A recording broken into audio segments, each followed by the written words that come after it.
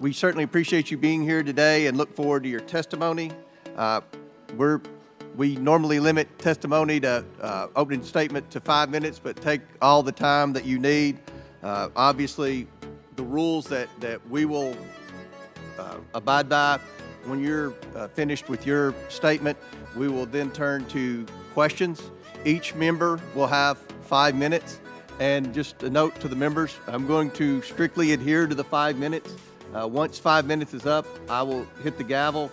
If the director is in the process of answering a question, we'll certainly let her finish her answers, and then we will move on. We're going to have about 100% attendance here today, plus a few additional add-ons. So this will be a very lengthy hearing, and we want to make sure every member gets their 5 minutes uninterrupted to be able to ask these important questions in this very bipartisan hearing today.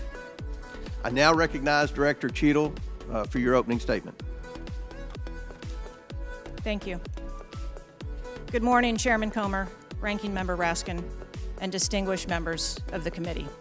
My name is Kimberly Cheatle, and I am the Director of the United States Secret Service. I appreciate the opportunity to appear before you today.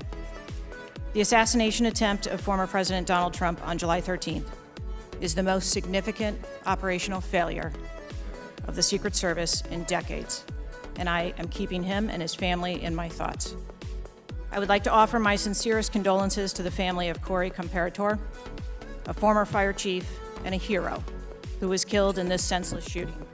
I would also like to acknowledge those who were injured in Butler, David Dutch and James Copenhagen, and I wish them a speedy recovery. I would be remiss if I did not also extend my condolences on the passing of your colleague, Congresswoman Sheila Jackson Lee. Ms. Jackson Lee was always engaged in the oversight of the Secret Service, and her passing is a great loss to this body. The Secret Service's solemn mission is to protect our nation's leaders. On July 13th, we failed. As a director of the United States Secret Service, I take full responsibility for any security lapse of our agency. We are fully cooperating with ongoing investigations. We must learn what happened, and I will move heaven and earth to ensure that an incident like July 13th does not happen again. Let me state unequivocally, nothing I have said should be interpreted to place blame for this failure on our federal, state, or local law enforcement partners who supported the Secret Service in Butler. We could not do our job without them. We rely on the relationships built over years of working together to secure events and conduct investigations. Our agents, officers, and support personnel understand that every day we are expected to sacrifice our lives to execute a no-fail mission. As witnessed on July 13th, our special agents shielded former President Trump with their own bodies on stage while shots were being fired. Selflessly willing to make the ultimate sacrifice without hesitation, I am proud beyond words of the actions taken by the former president's detail, the counter-sniper team who neutralized the gunman, and the tactical team who was prepared to act. I will be transparent as possible when I speak with you, understanding, though, at times that I may be limited in providing a thorough response in this open setting due to associated risks with sharing highly sensitive protective methodologies. I do not want to inadvertently provide you today with inaccurate information. Since January 1st, 2024, the Secret Service has successfully secured over 7,500 sites. Every protective advance comes with its own set of challenges and requires a customized mitigation strategy, including specific assets. Security plans are multi-layered, providing 360 degrees of protection. These layers include personnel, technical, and tactical assets, which are a force multiplier for our protective posture. During every advance, we attempt to strike a balance between enabling the protectee to be visible and our protective requirements to be secure. I know this because I have spent 29 years in this agency. I came up through the ranks.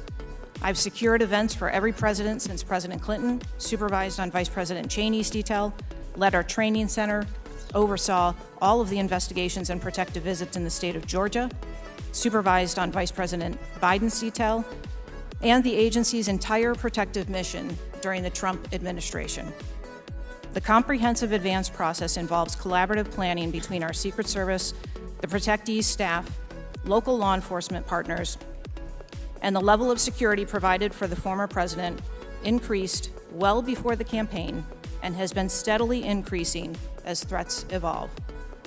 The security plan included a full assessment of the Butler Farm showgrounds to identify security vulnerabilities and craft a security plan for the protectee, attendees, and the public.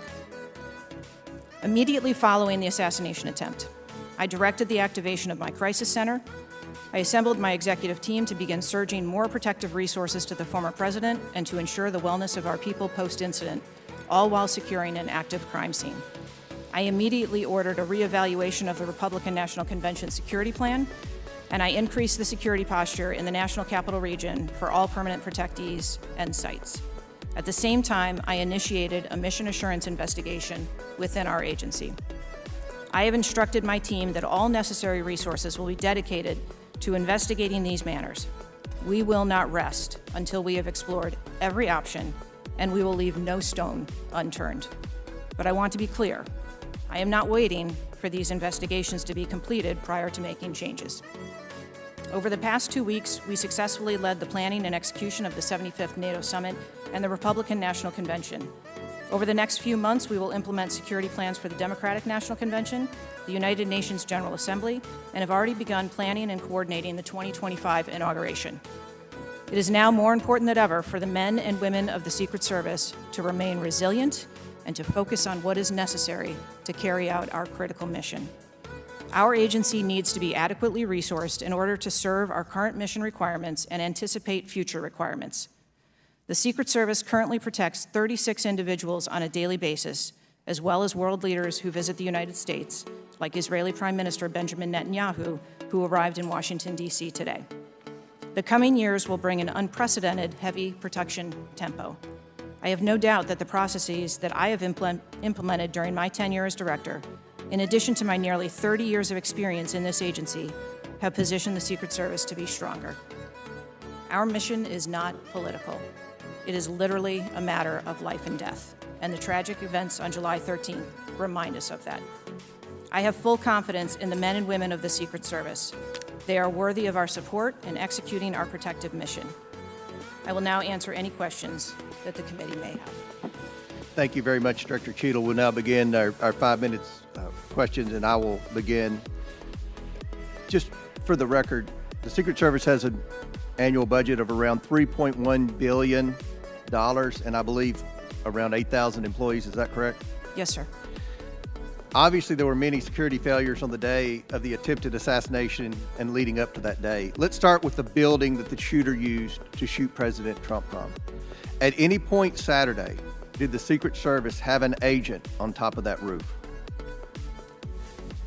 Sir, I'm sure, as you can imagine, that we are just 9 days out from this incident, and there's still an ongoing investigation. And so I want to make sure that any information that we are providing to you is factual. You can't, okay. Why did the Secret Service not, can you answer why the Secret Service didn't place a single agent on the roof? We are still looking into the advance process and the decisions that were made. Okay. Wasn't that building within the perimeter that should be secured? Do we agree with that? The building was outside of the perimeter on the day of the visit. But again, that is one of the things that during the investigation we want to take a look at and determine whether or not other decisions should have been made. One of the things that you said, I believe in an interview, that there wasn't an agent on the roof because it was a sloped roof. Is that normal, and do you fear that immediately creates an opportunity for future would-be assassins to look for a slanted roof? I mean, this is a huge question that every American has. Why wasn't a Secret Service agent on the roof? And there have been reports that agents were supposed to be on the roof, but it was hot that day and they didn't want to be on the roof. Can you answer any of those questions, Director? So I appreciate you asking me that question, Chairman. I should have been more clear in my answer when I spoke about where we placed personnel in that interview. What I can tell you is that there was a plan in place to provide overwatch, and we are still looking into responsibilities and who was going to provide overwatch.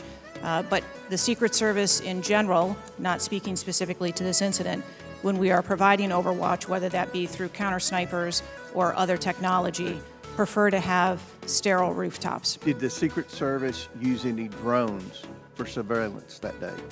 So again, I'm not going to get into specifics of that day in itself, but there are times during a security plan that the Secret Service does deploy an asset like a drone. There were reports that the shooter used a drone just a few hours before the rally start time. Is that accurate? I have heard those same reports, and again, am waiting for the final report. Do you know, if you can't answer the question, that's your answer.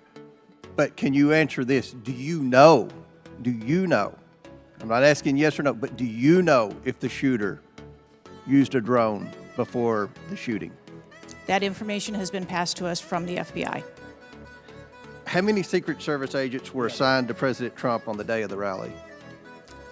Again, I'm not going to get into the specifics of the numbers of personnel that we had there, but we feel that there was a sufficient number of agents assigned. There are reports that several agents assigned to the rally on July 13th were temporary agents not normally assigned to President Trump. Is that accurate? What I can tell you is that the agents that were assigned to former President Trump are Secret Service agents that provide close protection to him, and that was what was actual on that day. How many temporary agents were there that day? Quite frequently, sir, during campaign events, the Secret Service utilizes agents from HSI or the Department of Homeland Security. You don't know to how many? supplement you can't answer? our plan. Have the investigators reconstructed the shooter's precise movements over the past days, weeks, and months? So, again, We need to have confidence that if the FBI is leading this investigation, that they're leading a credible investigation, because there's some of us sitting up here today that don't have a lot of confidence in the FBI. So I will repeat the question. Have the investigators reconstructed the shooter's precise moments over the past days, weeks, and months? I understand your question, Chairman, and I share your concerns about wanting to make sure that we have factual information. The FBI is conducting a criminal investigation. The Secret Service is conducting an internal investigation. There are a number of OIG investigations, and there is the external investigation the President Last question for me. Before July 13th, had the Trump detail requested additional resources? What I can tell you is that for the event on July 13th, the details that were the assets that were requested for that day were given.